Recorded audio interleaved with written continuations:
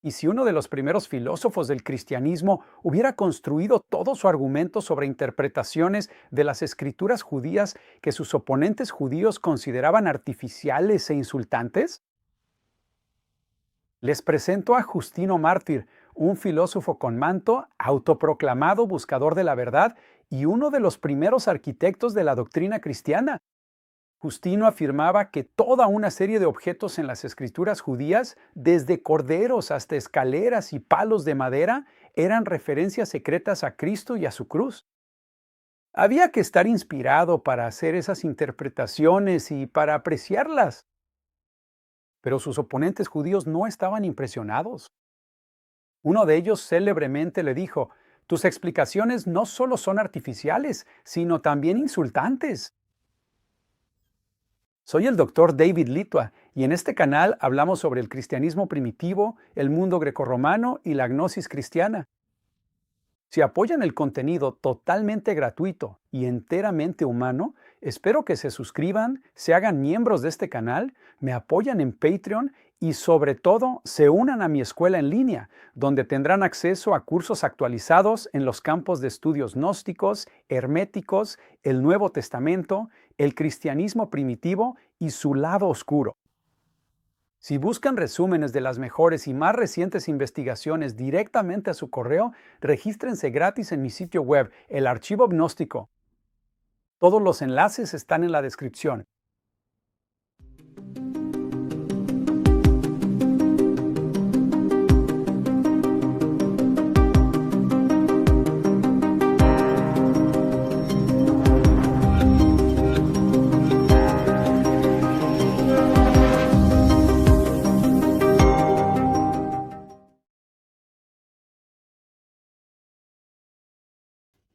A pesar de anticipar su propio martirio, Justino no se llamó a sí mismo mártir.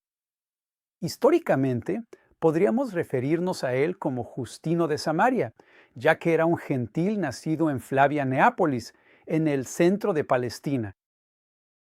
Justino se llamaba a sí mismo samaritano, pero no era samaritano. De hecho, parece que Justino vivió como un heleno entre helenos, hasta volverse un joven. Nunca desenrolló un pergamino de las escrituras judías o samaritanas.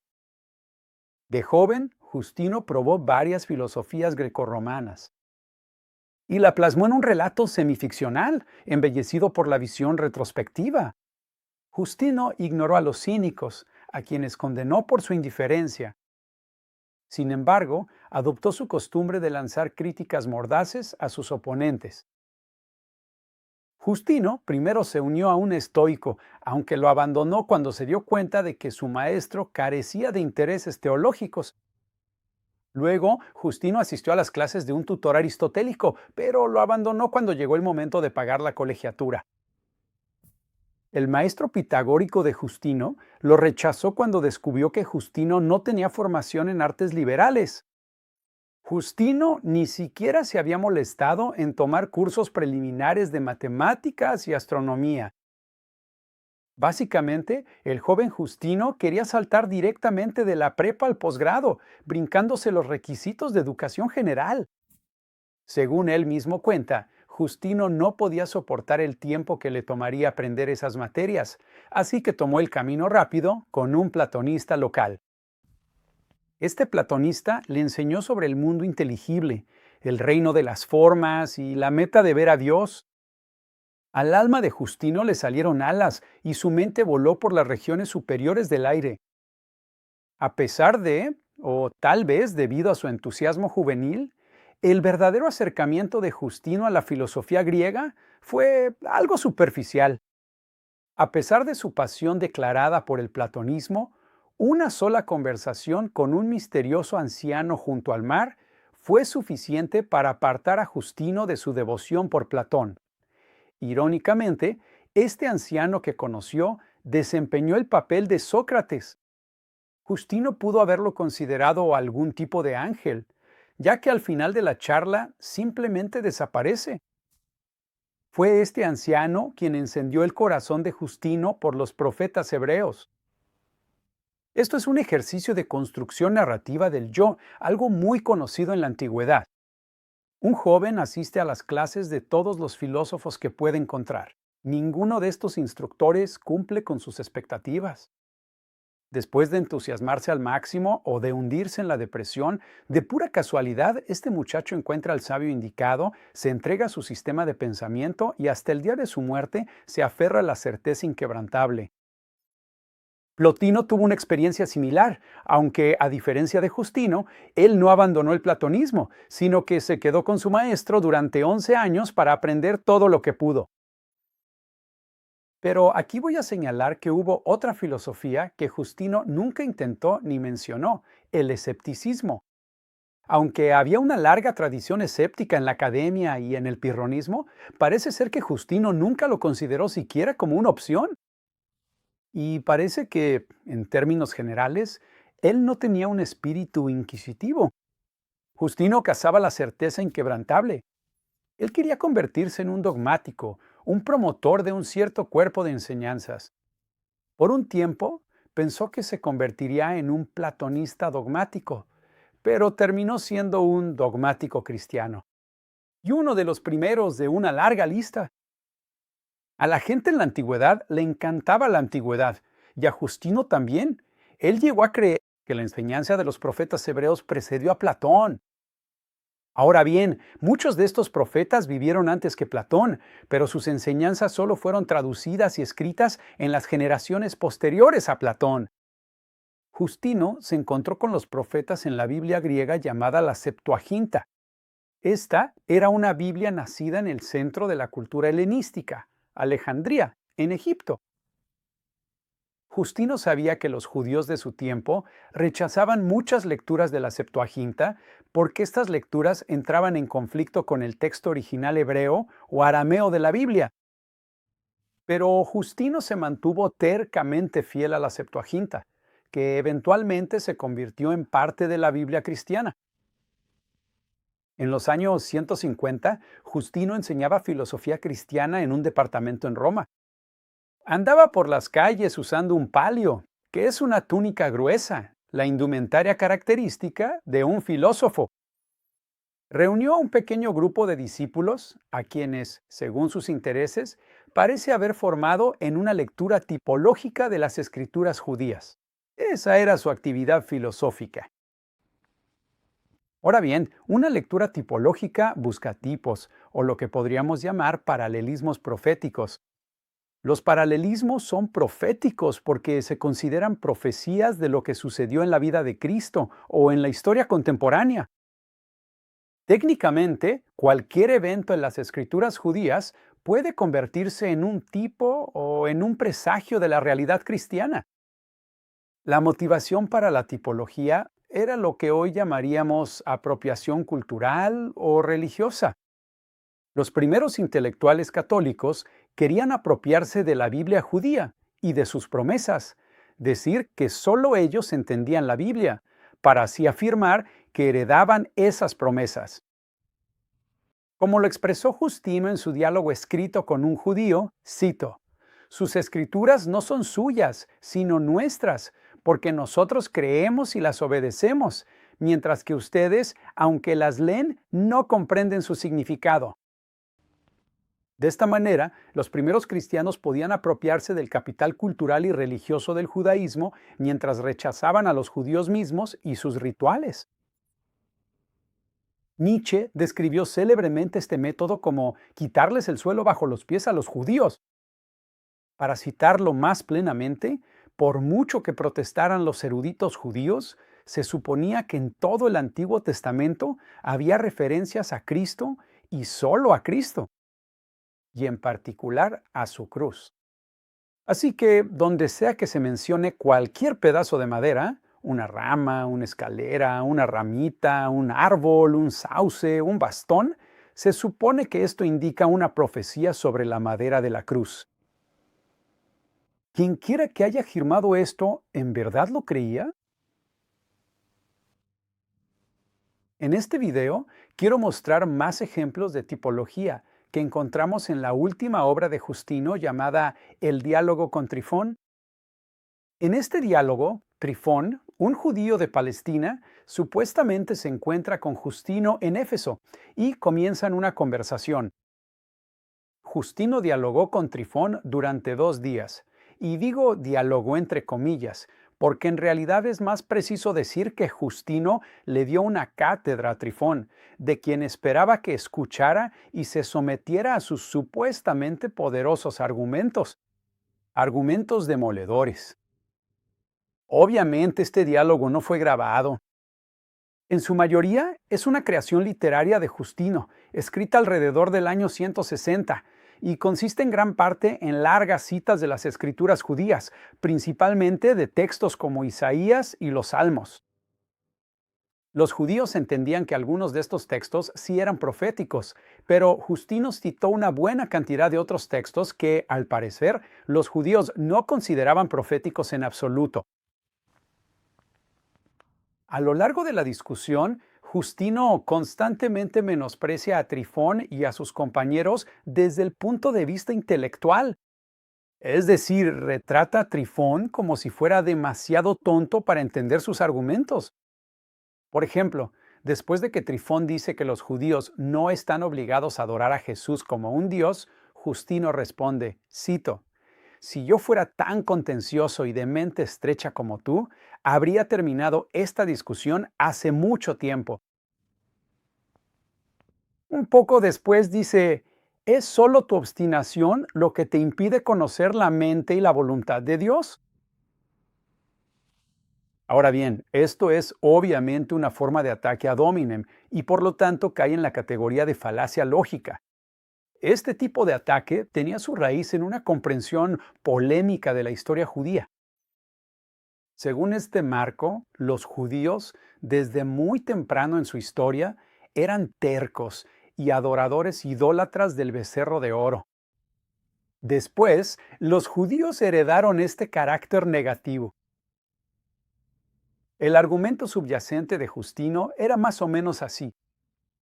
Los judíos no entienden cómo sus propias escrituras profetizan a Jesús. El problema no está en la explicación. Es una especie de problema estereotipado étnicamente. Los judíos simplemente son tercos o, peor aún, intelectualmente limitados. Justino siempre deja abierta la posibilidad de que sus interlocutores judíos puedan ser iluminados por Dios, pero cada vez que Trifón no está de acuerdo o plantea una objeción, Justino suele atacarlo a él o a sus maestros por problemas cognitivos, lo cual es como descalificarlo de antemano, por así decirlo. A continuación se presentan algunos tipos de argumentos de Justino que supuestamente Trifón era demasiado tonto para entender. Pablo dijo que Cristo estaba simbolizado por el Cordero de la Pascua. Cristo, nuestra Pascua, ha sido sacrificado. Pero Justino fue más allá. El Cordero Pascual, mientras se asaba, claramente significaba la crucifixión, dijo Justino. Y esto es porque los espetones que se usaban para asar el cordero formaban la figura de una cruz. Un espetón iba vertical desde la parte baja del cuerpo hasta la cabeza y el otro era horizontal atravesando la espalda. Curiosamente, hasta donde sé, este método de asar el cordero con espetones no aparece en la Biblia, así que evidentemente los comentarios de Justino no provienen del texto, sino de su propia observación de cómo se asaban los corderos en su época.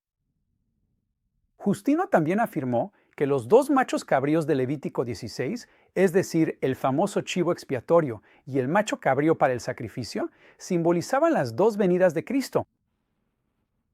Una cuando es débil, otra cuando es fuerte. El chivo expiatorio representa la primera venida. El chivo sacrificado representa la segunda, porque el chivo del sacrificio es sacrificado en Jerusalén.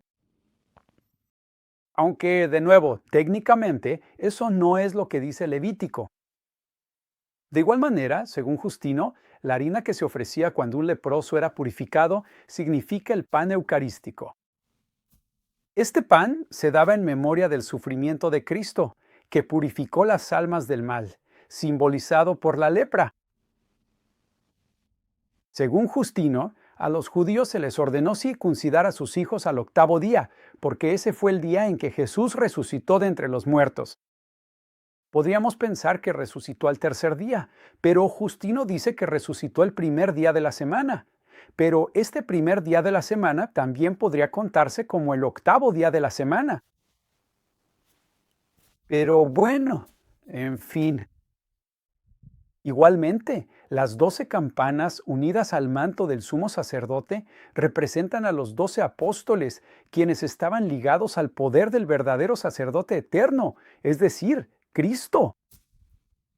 Había un dicho en las escrituras judías que decía que el patriarca Judá atara su pollino a la vid y el hijo de su asna al sarmiento. Génesis 49:11. Justino interpretó esto como que Cristo unirá a los gentiles con el yugo de su enseñanza. El pollino, dice Justino, es una figura de los antiguos gentiles y el asno joven es un símbolo de los judíos. Esto es porque supuestamente el asno joven lleva un yugo, lo cual supuestamente representa la ley y los profetas, también un yugo que en realidad no aparece en Génesis 49:11. En la siguiente parte de ese versículo, Judá lava su manto en vino y su vestidura en la sangre de un racimo de uvas. Justino interpreta esto como que Cristo lavaría con su propia sangre a quienes creyeran en él. Los creyentes estaban representados por la sangre. La sangre de un racimo de uvas significaba que Cristo no tenía sangre de semilla humana, sino del poder de Dios. Esto es porque Dios produce sangre del racimo de uvas. La idea de que Cristo no tenía sangre de semilla humana suena un tanto engañosa. ¿Acaso Jesús no era el verdadero Hijo de María? Desafortunadamente, Justino no responde esa pregunta.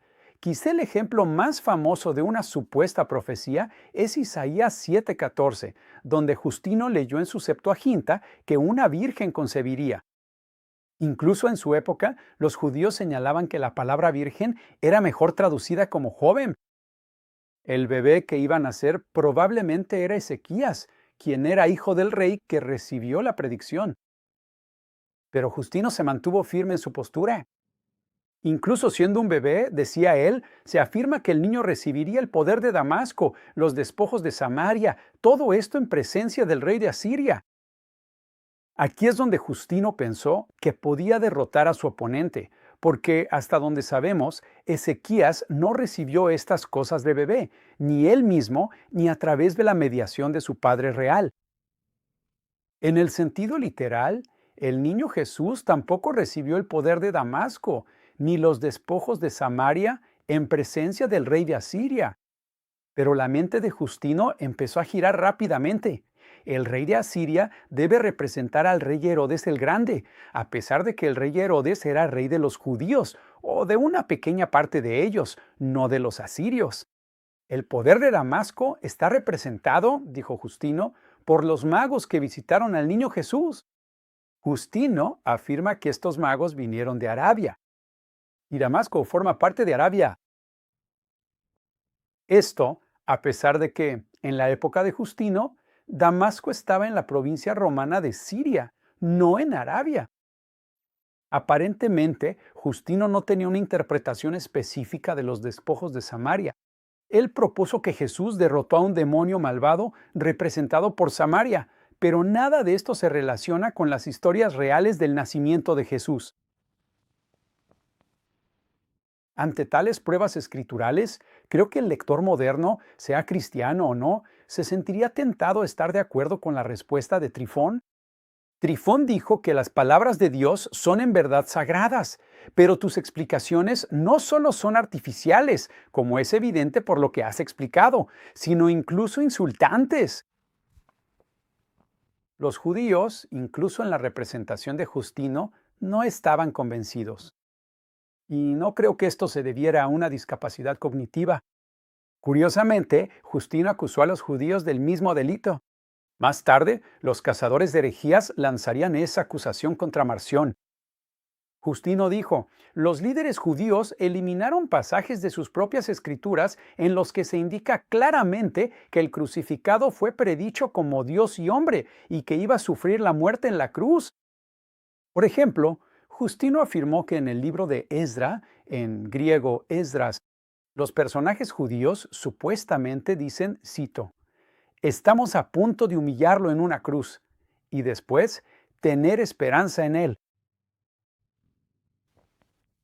El problema es que este pasaje nunca se ha encontrado, ni en el libro de Esdras, ni en ningún otro libro de las escrituras judías. Evidentemente es una interpolación cristiana, que Justino creía que era el texto verdadero. Hay otra interpolación que no se imprime en las versiones de la Septuaginta. Está en el Salmo 95:10. El texto griego dice, digan entre las naciones, el Señor reinó. Pero, según se informa, el texto de Justino decía, el Señor reinó desde el árbol. Para Justino, este árbol obviamente representaba la cruz desde la cual Cristo, irónicamente, gobernaba. Pero desde el árbol también fue una adición cristiana que no corresponde a lo que está en el texto. Hay un pasaje que sí existe en la Septuaginta de Jeremías. Aquí se cita a los enemigos del profeta diciendo, vengan, pongamos madera en su pan y eliminémoslo de entre los vivos. Según Justino, estas palabras, francamente extrañas, prueban que los judíos planearon crucificar al propio Cristo y matarlo. Pero la cuestión de qué significa poner madera en el pan, si es que significa algo, es justamente debatida en este pasaje. A partir de estos ejemplos, resulta dolorosamente evidente que muchas de las interpretaciones que Justino hace de las escrituras judías francamente son arbitrarias y forzadas. Leyó en la ley y los profetas su propio relato evangélico e hizo decir al texto lo que necesitaba que dijera. Lo hizo a costa de su propia reputación como cristiano y como filósofo, y respondió con dureza, cuando Trifón pretendía estar en desacuerdo. Sin embargo, creo que Trifón fue sabio al rechazar la idea de que los líderes judíos eliminaron partes de sus propias escrituras. También reconoció la realidad de la ambigüedad textual. Trifón dijo que las palabras, especialmente las enigmáticas, significan cosas diferentes para distintas personas. De nuevo, aquí Trifón probablemente obtenga más simpatía entre los lectores modernos. Antes de terminar, permítanme referirme a la tipología más famosa de todas, la tipología de la cruz.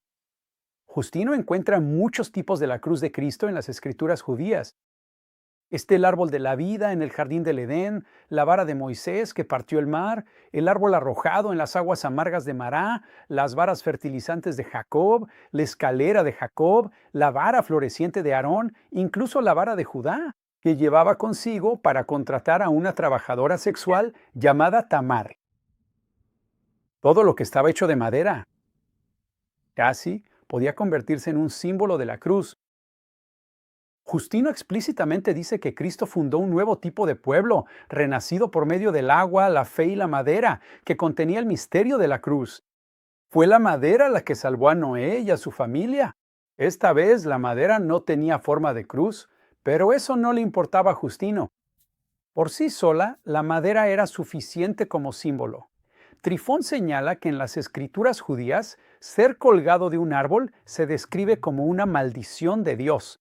Le pidió a Justino que específicamente encontrara profecías convincentes sobre la crucifixión de Jesús. Justino busca, y lo que encuentra es la postura de oración de Moisés, quien tenía las manos extendidas mientras los israelitas masacraban a sus enemigos, los amalecitas. No es precisamente un símbolo de amor. La Septuaginta de Deuteronomio 33:17 se refiere a los cuernos de un unicornio usados para empujar a las naciones. Justino toma este cuerno como un símbolo de la cruz, porque dice que la parte superior de una cruz se parece a un cuerno, así como los extremos de las dos piezas transversales. Hay que reconocer que eso daría 3 cuernos, pero para Justino eso no era problema. Si les gustan los unicornios, les interesará saber que también aparecen en la Septuaginta del Salmo 21:22, que es el Salmo 22 en español. El salmista pide salvación de los cuernos de los unicornios, que aquí tienen una connotación negativa. Pero incluso estos cuernos crueles que molestan al salmista se convierten en señales proféticas de la cruz de Cristo.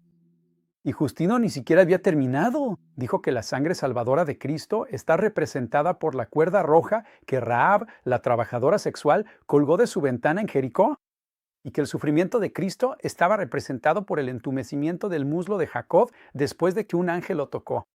Porque, claro está, Cristo estaría entumecido de dolor y aquí sufriendo en la cruz raya en docetismo. ¿Qué debemos concluir de todo esto? Personalmente, como intérprete e historiador, me parece interesante que tanto Trifón, que es un personaje ficticio, como Marción coincidían en el mismo punto. Estaban de acuerdo en que sus primeros oponentes católicos inventaron un Cristo ficticio, al que encontraron en las escrituras judías. A crear un Cristo profetizado por el texto sagrado de otra religión, los primeros católicos como Justino tuvieron que reinterpretar y enmarcar de manera muy creativa las antiguas escrituras para que se ajustaran a la vida de Cristo. Al hacerlo, no solo imaginaron un nuevo tipo de escritura, sino también un nuevo tipo de Cristo. ¿Por qué Justino precisamente se esforzó tanto en reinventar a Cristo dentro de las escrituras judías? ¿Escrituras que fueron escritas para y pertenecían a otro pueblo? La profecía cumplida era muy importante para Justino, ya que le permitía decir que su filosofía cristiana contaba tanto con apoyo divino como racional. El cristianismo no solo quedaba confirmado por una gran o mayor antigüedad, sino también por las predicciones inspiradas por Dios, por oscuras que fueran. Pero en tiempos modernos, y por razones obvias, este método tipológico de leer las escrituras judías ha caído en desuso. Todavía se ve de vez en cuando, pero en general los apologetas ya no lo usan mucho. Al mismo tiempo, es importante entender la tipología, porque originalmente los cristianos antiguos establecieron la verdad de su propia filosofía mediante esta transformación hermenéutica. A Justino esto era filosofía.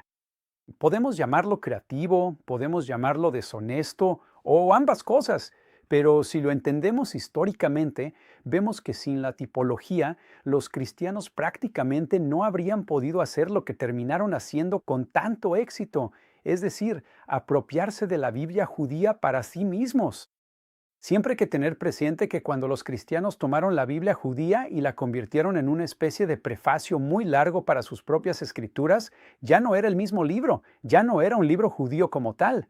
Para señalar la diferencia, los cristianos incluso le dieron un nuevo nombre. Dejó de llamarse Tanaj, la ley y los profetas, para pasar a llamarse el Antiguo Testamento. El Antiguo Testamento solo recibe el nombre de Antiguo porque abre camino y supuestamente prefigura el Nuevo. Pero a pesar de este nuevo nombre, en realidad no tenía nada de natural en la apropiación cristiana de las escrituras judías. Fue una decisión consciente y, en términos generales, no fue aplaudida por los judíos, ni en el pasado ni hoy en día. En la primera Biblia publicada por cristianos no existía el Antiguo Testamento, es decir, la Biblia de Marción. Pero tras Marción, hombres como Justino hicieron plausible convertir la Torá y los profetas en escritura cristiana. Y hoy en día, para la mayoría de los cristianos, es impensable que la Biblia pudiera carecer del Antiguo Testamento, aunque originalmente no estaba ahí, al menos no en la primera edición conocida. Los cristianos tomaron prestadas o robaron antiguas profecías de los judíos y ahora afirman que les pertenecen. Incluso hoy en día, las editoriales cristianas imprimen las escrituras judías como si fueran dueñas de los derechos de autor. Todo esto fue posible gracias a un proceso histórico, por hombres como Justino, quienes hicieron la verdadera labor intelectual para convencer a sus contemporáneos y a ustedes de una tesis audaz, que en realidad las escrituras judías estaban dirigidas y pertenecían a los cristianos gentiles.